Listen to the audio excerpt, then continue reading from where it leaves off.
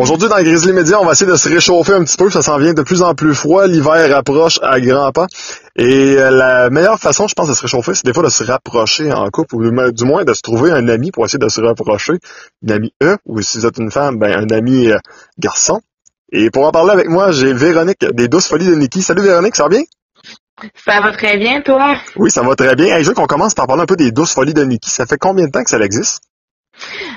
Écoute, ça va faire 4 ans le 8 novembre, donc très bientôt. Parle-moi un petit peu de comment est née les Douces Folies de Nikki. Pourquoi tu as décidé de te lancer là-dedans? Parce que souvent, on dit, OK, c'est quand même osé, le jugement il va être facile, travailler dans une boutique 3X ou du moins dans l'industrie du sexe en général, on va appeler ça comme ça, qui est quand même très large, là, quand je dis industrie du sexe, mais de vendre des produits sexuels, de s'intéresser à la sexualité, comme je dis bien, c'est quand même quelque chose que les gens ont tendance un peu plus à juger. Oui, moi, écoute, j'ai commencé dans une boutique érotique. Ça a été ma première job, mais ça a été vraiment par hasard. J'allais faire une tournée de CV, puis dans le temps, la boutique Sensoria était au Carrefour à Saint-Georges. Puis quand j'ai passé devant, j'ai dit, j'avais jamais rentré dans un sex shop. Puis là, quand j'ai passé devant, j'ai dit, ça serait vraiment drôle de travailler là. Puis en passant, j'ai vu qu'il demandait quelqu'un, j'ai passé l'entrevue, puis ça avait cliqué tout de suite avec la propriétaire là-bas. Fait que ça a été ma première job. J'ai adoré ça. Ce que j'aimais, c'était le côté t'as pas une journée qui se ressemble, là. Ouais. Puis l'approche des gens, c'est qu'il y en a qui sont tellement gênés, il faut que tu arrives à aller les chercher, les mettre à l'aise, puis t'en as d'autres que c'est le contraire, là. Ils vont te raconter ce qu'ils vont faire de A à Z. Tu pourrais te faire un film dans ta tête, mais faut que tu restes quand même professionnel. Fait que c'est ça, l'approche d'être capable d'aller chercher les gens, j'adore ça. Puis après ça, j'avais été un petit peu dans le domaine de l'aide puis tout ça, puis j'aimais ça, sauf que être dans les problèmes de tout le monde 24 heures sur 24, j'aurais vraiment eu de la misère. Fait qu'après ça, j'ai voulu retourner là-dedans. Puis en même temps, je trouve que ça donne un bel équilibre parce que non, je suis pas une sexologue, c'est sûr que j'ai pas les mêmes compétences, mais veux pas, ça fait quand même un bout que je suis dans le domaine, puis je vois plusieurs problématiques qui reviennent, puis c'est d'être capable d'aider les gens, d'aider justement les rapprochements, parce qu'il y en a qui viennent me voir, ça fait 20 ans qu'ils sont ensemble, qu'ils sont là. On aimerait ça retrouver la flamme, mais on s'aime encore. Mais je sais pas, ça a un petit côté. C'est le fun de voir qu'il y a des gens qui y croient encore, surtout de nos jours, les couples, c'est moins. Ça n'a pas la même importance que ça l'a déjà eu, disons. Fait que de voir des gens qui veulent garder la flamme puis qui veulent vraiment là entretenir ça, ça a un beau côté. C'est inspirant. On va s'amuser un petit peu ensemble. Je vais poser des questions un petit peu plus sexy, un petit peu plus personnelles. Considères-tu comme quelqu'un de très ouvert sexuellement et qui aime ça? Oui et non. Tu parlais tantôt que le monde avait des préjugés et tout ça. Le monde souvent pense que je suis méga cochonne, facile, que je tripe à 3 et orgie. Vraiment pas. Je suis la fille hyper open. Mon chum peut me demander qu'il veut pratiquement, sauf que c'est avec mon chum. En 2017, il y en a beaucoup qui me disent que je suis fermée parce que moi, ça m'attire pas. Je juge pas les gens qui font des orgies triple à 3 et compagnie, mais moi, c'est vraiment pas ma tasse de thé. Fait que même si je travaille là-dedans, je suis open, mais avec mon chum. L'ouverture d'esprit que t'as, je pense que c'est un plus pour ta job. C'est essentiel pour la job. À part si c'est des choses illégales, moi je me dis tant que les 2 personnes sont consentantes puis ont du fun, je jugerai jamais ça. C'est leur vie, c'est ce qui se passe. Mais dans ce domaine-là, t'as tellement de pratiques différentes, puis t'as tellement de situations différentes que si tu juges, t'es vraiment pas à ta place. On s'amuse, encore une petite affaire. 50 nuances de Grey, c'est sorti, puis là, il y en a, qui ont été offusqués de ça, il y en a d'autres qui ont fait, finalement, il n'y a rien là.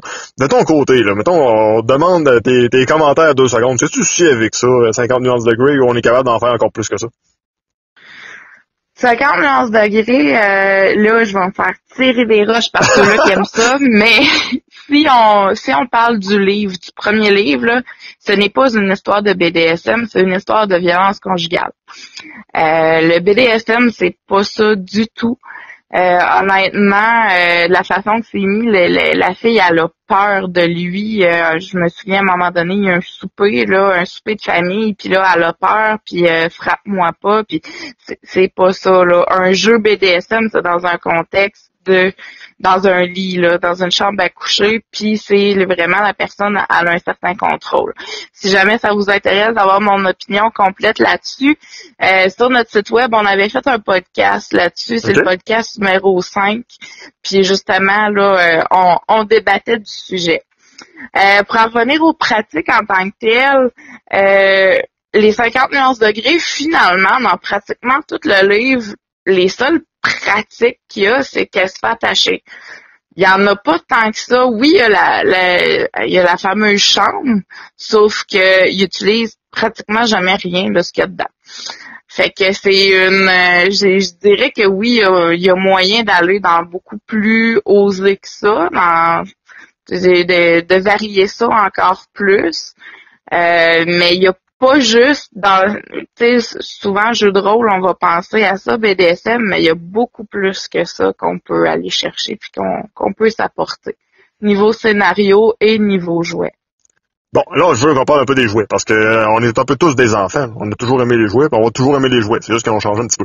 C'est pas tout à fait les mêmes jouets. Ça l'a changé pas mal. Mettons là, que moi, je suis un gars. Parce qu'on a une nouvelle, quand je me suis regardé un matin, j'étais encore un homme. Et que je voudrais gâter ma blonde avec quelque chose là, qui va être intéressant pour moi et pour elle. Ensuite, on va faire l'inverse.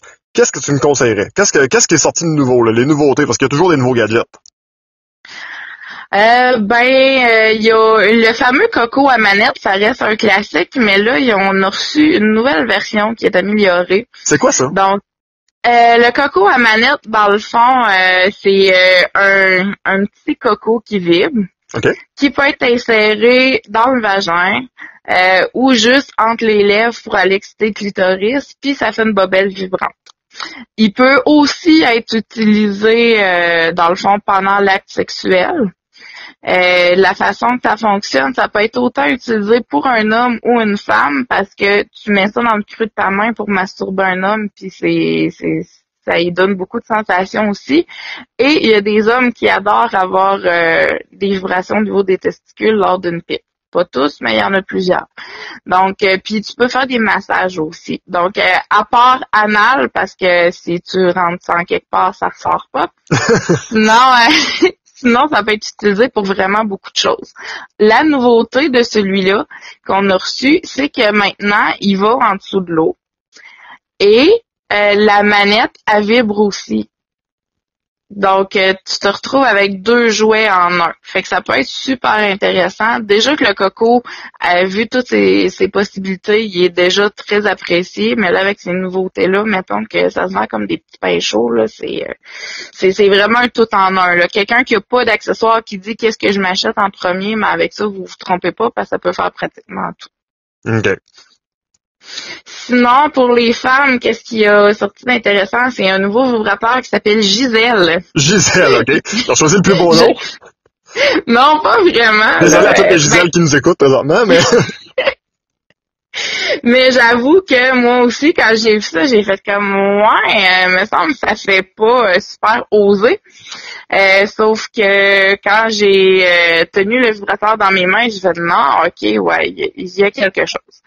Celui-là, dans le fond, il est hyper puissant. Il y a un petit moteur, dans le fond, un petit lapin pour le clitoris.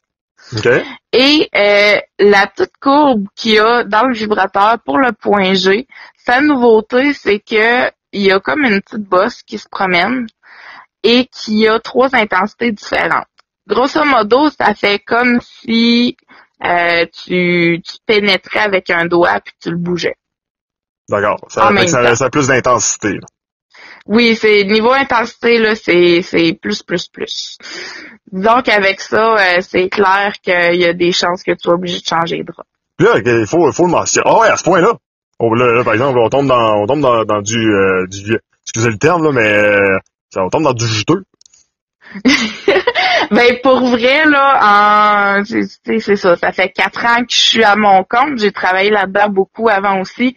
Puis c'est le premier que je vois qui est aussi puissant. Là, il est vraiment quelque chose. Mais Puis là, à date, toutes les clientes l'ont adoré. il y a bien des gars, là, des fois, qui pour une raison que j'ignore, là, qui sont jaloux des vibrateurs. Alors que moi, j'ai tout le temps pensé comme ça, puis dis-moi si je me trompe, mais selon moi, si ta blonde a un vibrateur, au lieu de l'avoir comme un compétiteur, serre-toi-en, un peu, on dit toujours, là, ton meilleur, ton pire ennemi, il faut que tu le sois plus proche de lui, il faut qu'il devienne ton meilleur ami. C'est un peu le même principe, je pense que ça peut devenir une arme de plus dans ton arc.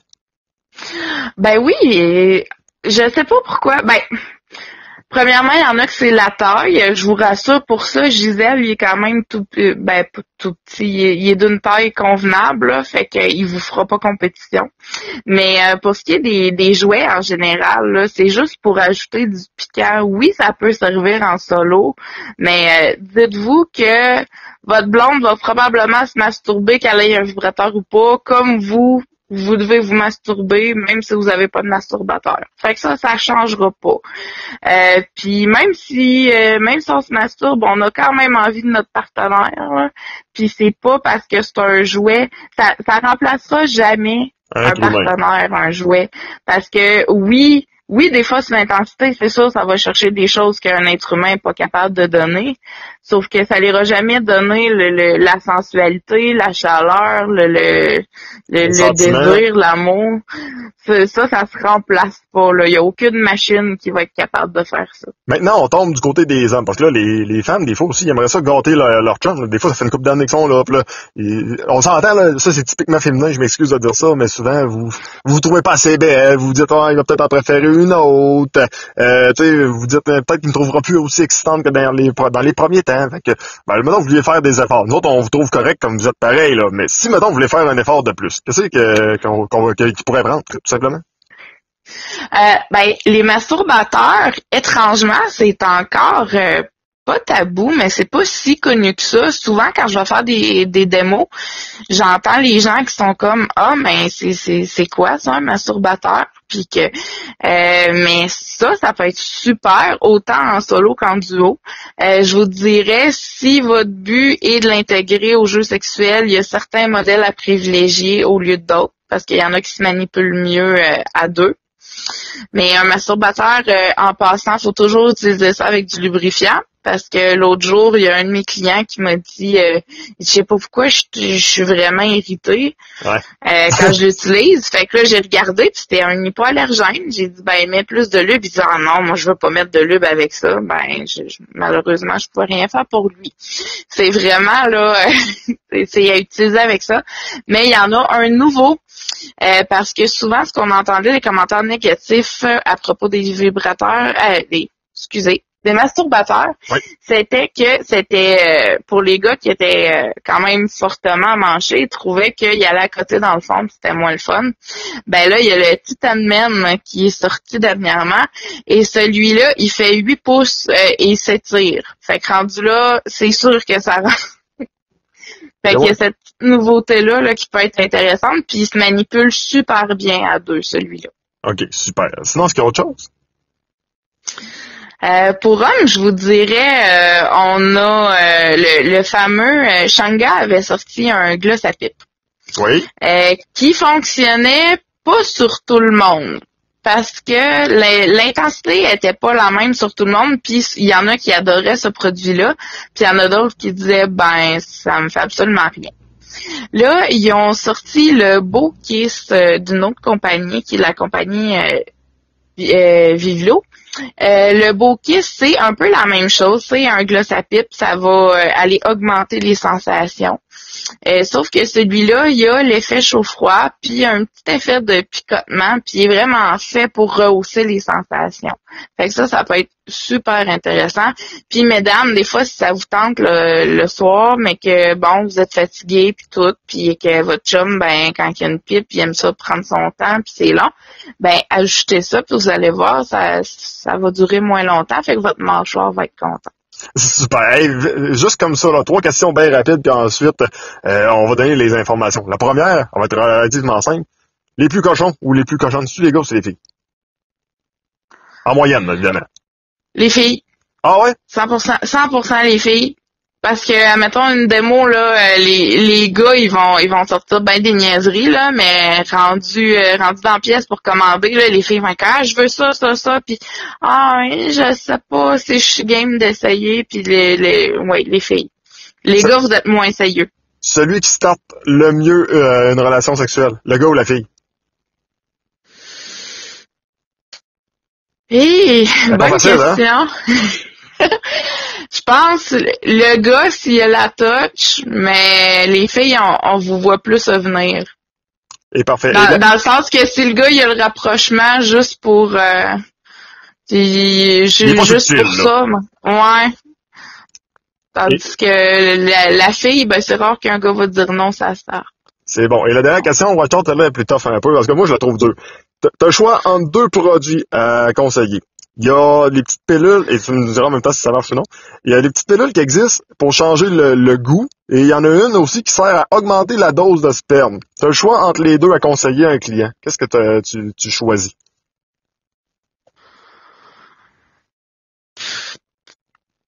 C'est bon, ouais, dur, hein? Moi, j'irais avec le goût.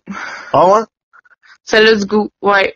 Si c'est quelque chose d'important puis que la fille est prête à essayer là pour le goût, ça change. Puis la pilule pour le goût, en passant, ça marche aussi pour madame. Ah, Fait que c'est bon de savoir. si la femme a tendance à être plus acide ou quelque chose comme ça, là, mais ça peut être super bon aussi. En terminant, Véronique, j'aimerais peut-être que tu nous laisses les informations pour te contacter, soit pour des démonstrations, pour voir les produits ou en apprendre un peu plus sur les 12 folies de Nikki. Oui, ben tout d'abord, si jamais ça vous intéresse d'en voir un peu plus, on fait un bingo le 18 novembre. Ça va être au Bar et Grill. Ça coûte 20 $. Puis dans le fond, je me suis associée avec une conseillère Tupperware, puis Cassia Veilleux qui est esthéticienne, puis vendeuse marquée. Puis on fait un bingo de sacoche, mais les gars aussi sont les bienvenus. Il y a des produits pour hommes aussi. Le bingo en tant que tel ne sera pas sexuel dans le sens que ça va être des produits plus romantiques, sauf que on va être présent puis en plus on va avoir des super de beaux rabais et cadeaux cette soirée-là. Fait que si vous voulez venir voir le stock, les démos et tout ça, ça peut être bien. Sinon, sur le site web, il y a toutes les informations pour une démonstration à domicile. J'ai changé ma formule. Maintenant, j'ai tous les démos, toutes les saveurs. Vous pouvez toutes goûter, vous pouvez toutes toucher avant. Puis souvent, c'est payé et emporté. Je vous dirais que maintenant, avec l'inventaire que j'ai, il y a à peu près 99,9% des clients qui repartent avec leurs choses le soir même. Sauf que c'est important de réserver d'avance parce que les dates s'envolent très, très vite. Puis une dernière chose, si jamais ça vous tente d'émoustiller votre homme ou de faire un petit cadeau à votre blonde, on a le lancement de la collection 2018 de lingerie qui vient le 25 novembre. Il faut réserver sa place, mais c'est gratuit. Il y a vraiment des belles collections. J'ai de small à 3X, 4X, donc vraiment de toutes les grandeurs. Et messieurs, cette année, vous n'êtes pas en reste puisque j'ai maintenant des boxeurs pour hommes. Super, ça, on va aller faire un tour, on va aller essayer ça. Véronique Lebel des 12 folies de Nikki, un gros merci pour ton temps, puis on invite les gens carrément à s'aimer. C'est la première des choses, puis surtout à se réchauffer parce que ça en vient très pas mal.